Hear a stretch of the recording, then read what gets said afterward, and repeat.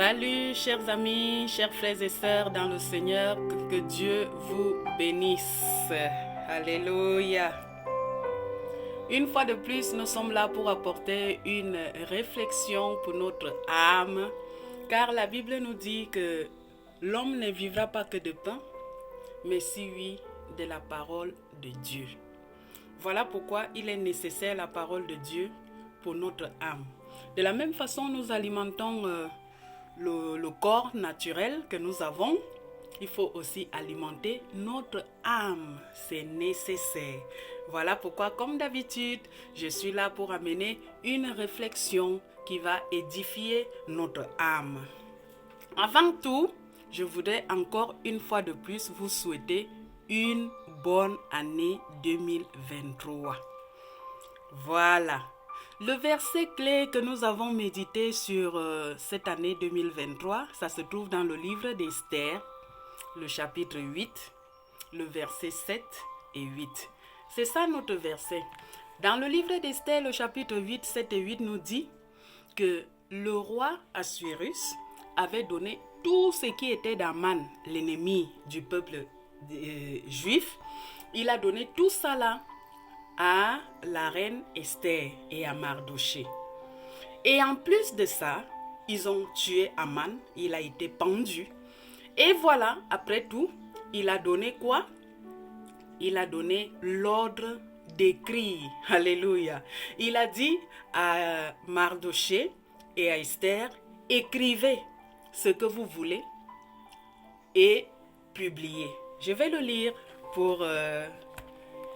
Ça dit, le roi Assuérus dit à la reine Esther et au juif Mardoché, voici j'ai donné à Esther la maison d'Aman et il a été pendu au bois pour avoir étendu la main contre les juifs. Écrivez donc en faveur des juifs comme il vous plaira, au nom du roi, et scellez avec l'anneau du roi, car une lettre écrite au nom du roi et scellée avec l'anneau du roi ne peut être révoquée. Qu'est-ce que cela veut dire? Tu es libre de réécrire ta vie pour 2023. Tu es libre de réécrire ta famille pour 2023, tes enfants, tes projets. Alléluia, ton ministère, tes dons, ainsi de suite. Réécris tout simplement en ta faveur. Dieu t'a donné le pouvoir et l'autorité. Alors maintenant, prends le temps de réécrire. Il ne s'agit pas de prendre une feuille avec un bic. Non, il s'agit d'entrer dans la prière. Amen. Il s'agit de faire des déclarations dans la prière concernant ta vie, ta famille, tes enfants, ainsi de suite. Écrivez. C'est ça notre souhait pour 2023. Que le Seigneur vous bénisse. Et maintenant, nous allons entrer dans notre sujet du jour. Voilà. Et notre sujet du jour, c'est dans le livre de 1 roi, le chapitre 3. 1 roi, le chapitre 3, et nous allons lire à partir du verset 16. 1 roi, le chapitre 3, à partir du verset 16 jusqu'au verset 23. Alors, la Bible nous dira, alors 2 femmes prostituées vinrent chez le roi et se présentèrent devant lui. L'une des femmes dit, pardon, mon Seigneur, moi et cette femme, nous demeurions dans la même maison et je suis accouchée après d'elle dans la maison. 3 jours après, cette femme est aussi accouchée. Nous habitions ensemble. Aucun étranger n'était avec nous dans la maison. Il n'y avait que nous 2. Le fils de cette femme est mort pendant la nuit parce qu'elle s'était couchée sur lui. Elle s'est levée au milieu de la nuit. Elle a pris mon fils à mes côtés tandis que ta servante dormait. Et elle l'a couché dans son sein et son fils qui était mort, elle l'a couché dans mon sein. Le matin, je me suis levée pour allaiter mon fils et voici, il était mort. Je lui ai regardé attentivement le matin et voici, ce n'était pas mon fils que j'avais enfanté. L'autre femme dit, au contraire, c'est mon fils qui est vivant et ton fils est est mort. Mais la première répliqua, nullement, c'est ton fils qui est mort et c'est mon fils qui est vivant. C'est ainsi qu'elles parlèrent devant le roi. Le roi dit, l'une dit, c'est mon fils qui est vivant et c'est ton fils qui est mort. Et l'autre dit, nullement, c'est ton fils qui est mort et c'est mon fils qui est vivant. Alléluia. C'est terrible, mes frères, que le Saint-Esprit nous donne la sagesse, que le Saint-Esprit nous donne l'entendement de sa parole, que le Saint-Esprit nous ouvre les yeux afin de voir les machinations de l'ennemi contre nos vies, nos enfants, nos biens, ainsi de suite, nos foyers. Saint-Esprit de Dieu, viens encore nous parler ce matin. Saint-Esprit de Dieu, viens encore agir dans la vie de tout un chacun qui écoutera ce message. Dans le nom de Jésus-Christ, nous t'en supplions. Merci Seigneur. Oh, gloire à toi Seigneur Jésus. La Bible nous dit bien dans ce passage tel que nous l'avons lu, qu'il s'agissait de deux femmes, mes frères et sœurs. Il s'agissait de deux femmes. Et le thème que j'ai mis pour cette réflexion, c'est « Méfie-toi du milieu de la nuit ». Méfie-toi du milieu de la nuit. Amen. Voilà. La Bible nous dit qu'il y avait deux femmes. Et les deux femmes étaient prostituées. Ça veut dire, les deux femmes menaient une mauvaise vie. Les deux femmes étaient loin de Jésus. Les deux femmes vivaient complètement épargnées de Christ. Et ils menaient leur vie dans la prostitution. Ah, c'est sérieux mes frères. C'est sérieux mes sœurs. Lorsque quelqu'un vit sans Christ, totalement éloigné, séparé, loin de Dieu, ce n'est pas bien. Si tu vis loin de Dieu, loin, séparé totalement de Dieu, il est temps que tu reviennes à Christ, car il a besoin de toi. Toi, ma soeur qui m'écoute, reviens en Christ. Toi, mon frère qui m'écoute, reviens en Christ. Ce n'est pas normal de vivre séparé de Dieu. Le problème numéro un qu'on rencontre dans cette histoire, c'est qu'ils étaient séparés de Dieu. Ils vivaient hors, séparés, alléluia, éloignés totalement de Dieu. Ce qui n'est pas normal.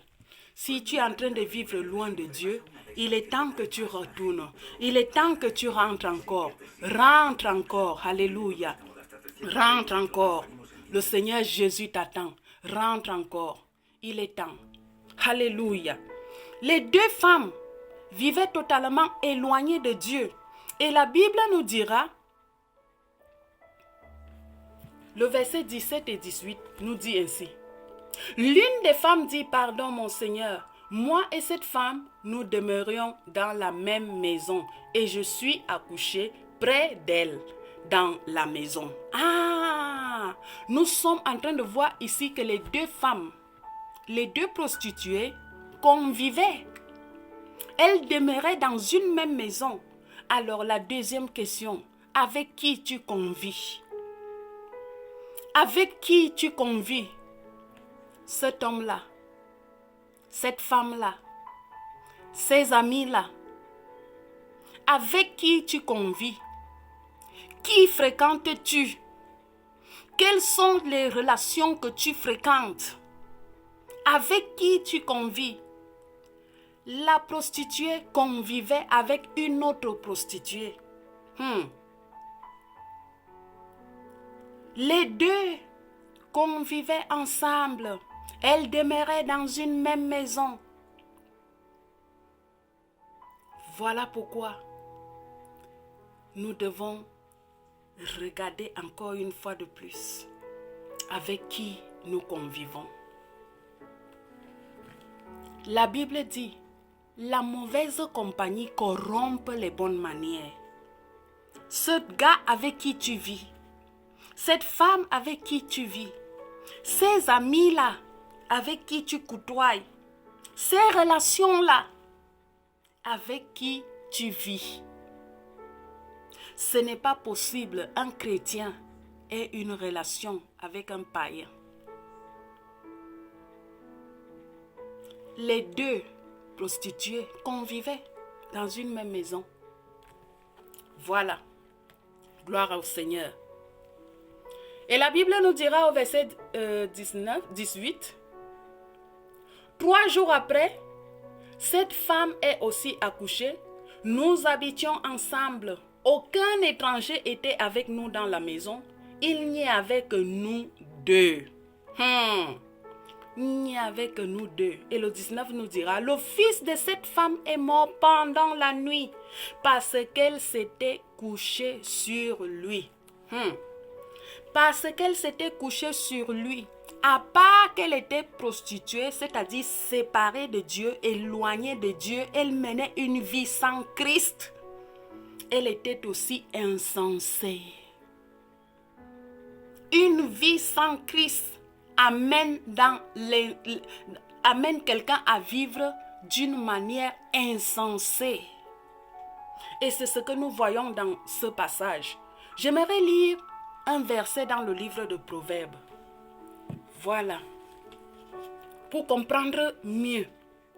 Proverbes, le chapitre 14. Nous allons lire.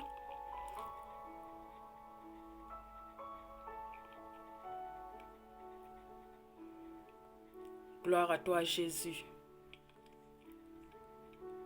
Proverbes, le chapitre 14, nous dit ainsi. La femme sage bâtit sa maison, et la femme insensée la renverse de ses propres mains. Nous voyons, l'insensé renverse sa propre maison par ses propres mains. Voilà pourquoi nous le voyons ici. Cette femme, non seulement elle était prostituée, mais aussi elle était insensée. Et la Bible nous dit que être insensé, ça t'amène à la destruction de tes propres biens, de ta propre bénédiction, de ta propre maison. Ça veut dire que être insensé détruit. Être insensé tue. Être insensé empêche même d'avancer. Gloire au Seigneur. Cette femme, étant déjà loin de Dieu, en plus insensée, elle a tué le fruit de ses entrailles, c'est-à-dire son fils. Elle a tué son fils. Combien de gens tuent leur bénédiction à cause de manque de sagesse? À cause du manque de sagesse. La sagesse édifie. La sagesse construit. La sagesse même garde. Mais le manque de sagesse, l'insensé, détruit, tue et fait tout le contraire que le sage peut faire.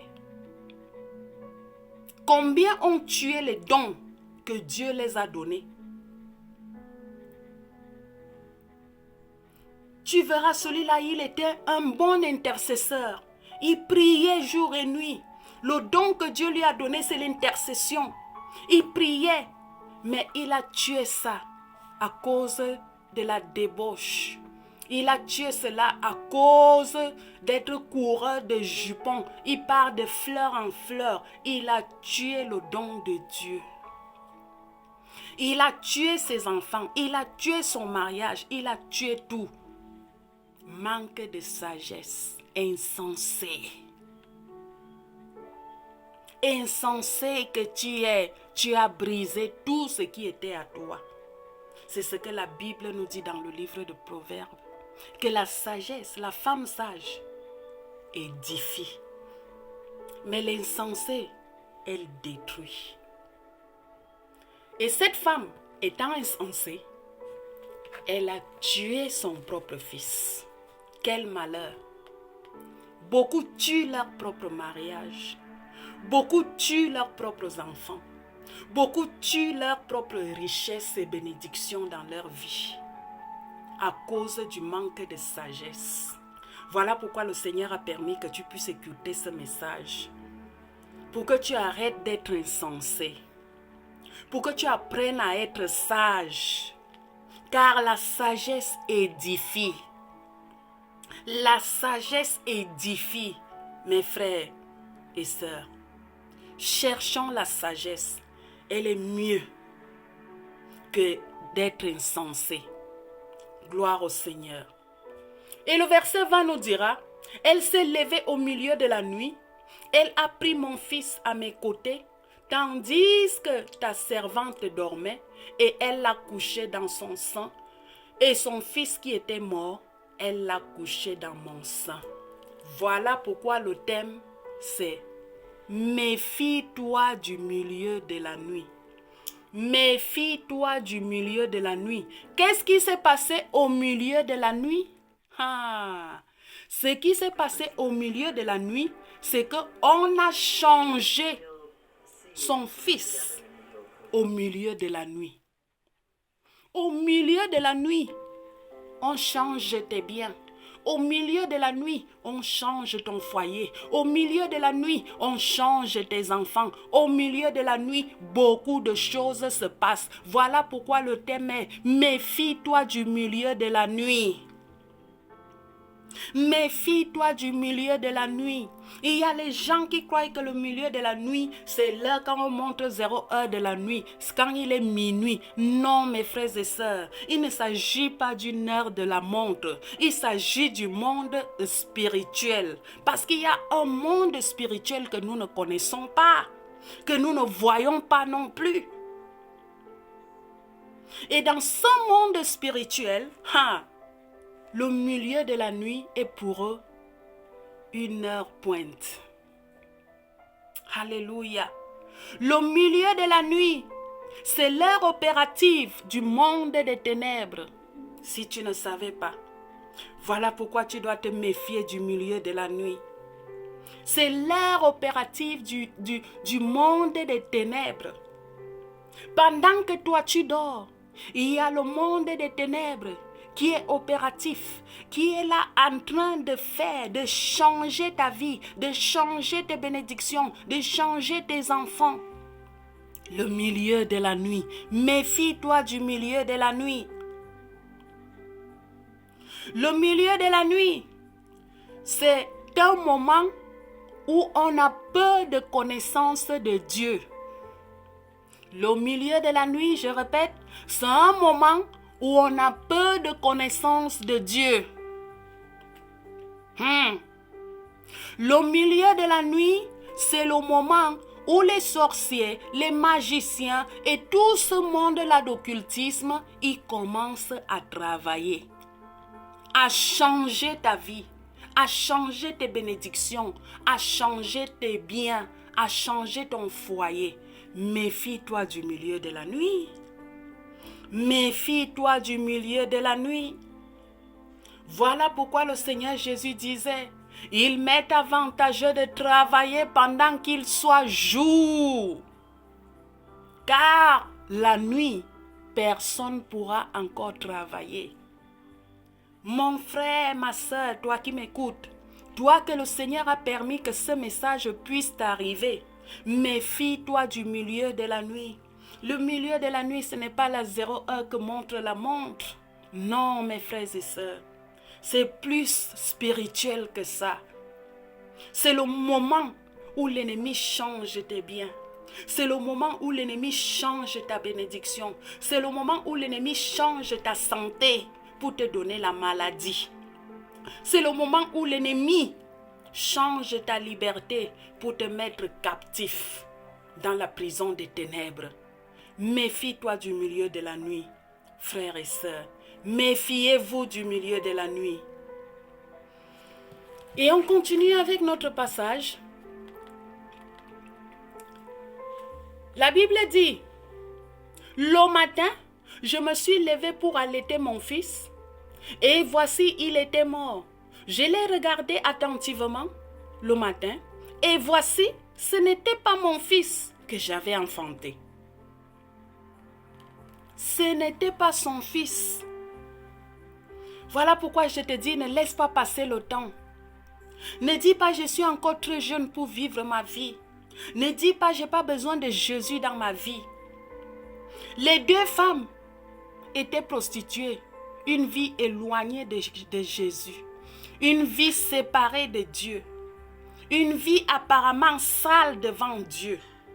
Toi qui mènes une vie sale devant Dieu, toi qui dis c'est ma vie, n'attends pas le matin. Cette femme a attendu le matin pour regarder bien et elle s'est rendue compte que ce n'était pas son fils, mais on l'avait déjà changé. Toi qui mènes une mauvaise vie, toi qui mènes une vie de débauche, toi qui pars de fleur en fleur, j'aimerais te dire, n'attends pas le matin. Le matin, ça peut être trop tard. Invite Jésus dans ton cœur en ce moment. Invite Jésus maintenant, le matin. Demain là, dis que j'attends demain pour donner ma vie au Seigneur. Ça peut être trop tard. Invite Jésus maintenant. Invite Jésus maintenant dans ta vie, dans ta famille, dans tes enfants, dans ton foyer. Invite Jésus dans ton cœur. Il est écrit, crois au Seigneur Jésus et tu seras sauvé, toi et ta maison. Pourquoi ce malheur dans ta vie? Pourquoi ce malheur dans tes enfants? Crois au Seigneur Jésus et tu seras sauvé. Crois au Seigneur Jésus, n'attends pas demain, mon frère, ma soeur, n'attendez pas demain. Demain risque d'être trop tard parce que cette femme est arrivée demain, le matin, elle a vu que c'était déjà trop tard. L'enfant qui était à ses côtés était déjà décédé. L'enfant était déjà décédé. Voilà pourquoi je ne sais pas qu'est-ce que l'ennemi a changé dans ta vie. L'ennemi a changé ta santé en maladie. L'ennemi a changé ton foyer en divorce. L'ennemi a changé tes enfants. Les enfants étaient bien obéissants et du coup les enfants ont changé. L'ennemi a changé tes enfants. Ils étaient bien travailleurs, mais ils sont devenus les enfants nocturnes. Ils sortent que la nuit, ils dorment la journée, ils font toutes sortes de vies de débauche la nuit. C'est tout simplement parce que tu as mené ta vie hors de Christ. Tu as mené ta vie loin de Christ. Tu as mené ta vie séparée de Christ. Voilà pourquoi il est temps que tu invites le Seigneur Jésus dans ta vie. Afin que tout prenne encore le sens. Afin que tout revienne encore sur les rails. Mon frère, ma soeur, n'attends pas demain, ça sera trop tard demain. Qu'est-ce que l'ennemi a changé dans ta vie? L'ennemi a changé ta liberté en prisonnier dans le monde des ténèbres, dans la prison des ténèbres. Rien ne marche, tout est bloqué dans le monde des ténèbres, dans la prison des ténèbres. Jusqu'à quand?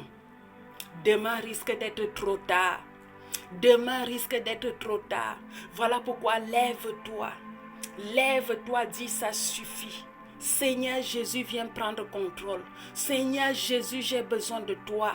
Dans ma famille, dans mes enfants, j'ai besoin de toi. Et le Seigneur Jésus te donnera un coup de main. Il est écrit un verset que je vais bien lire. Alléluia, dans le livre de Jérémie. Jérémie, le chapitre 30, Jérémie 30, alléluia, verset 17, nous dira: mais je te guérirai, je panserai tes plaies, dit l'Éternel, car il t'appelle la repoussée, cette Sion dont nul ne prend souci. Avec cette parole, j'aimerais te dire, si tu as des maladies, les maladies que tu ne sais pas, que le médecin ne voit rien, mais tu souffres intérieurement, tu souffres, et tu ne sais plus quoi faire avec cette maladie-là. On t'appelle même la repoussée, personne ne prend souci de toi. J'aimerais te dire qu'il y a une parole pour toi. Jésus dit dans sa parole: je te guérirai, je panserai tes plaies, dit l'Éternel.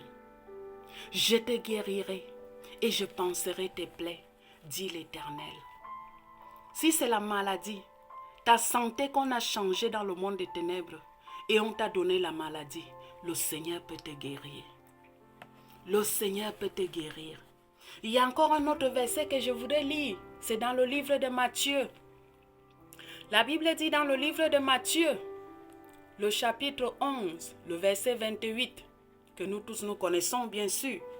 Matthieu chapitre 11, le verset 28 nous dira: venez à moi, vous tous qui êtes fatigués et chargés, et je vous donnerai du repos. Prenez mon joug sur vous et recevez mes instructions, car je suis doux et humble de cœur, et vous trouverez du repos pour vos âmes. Venez à moi. Tu es fatigué de cette maladie-là.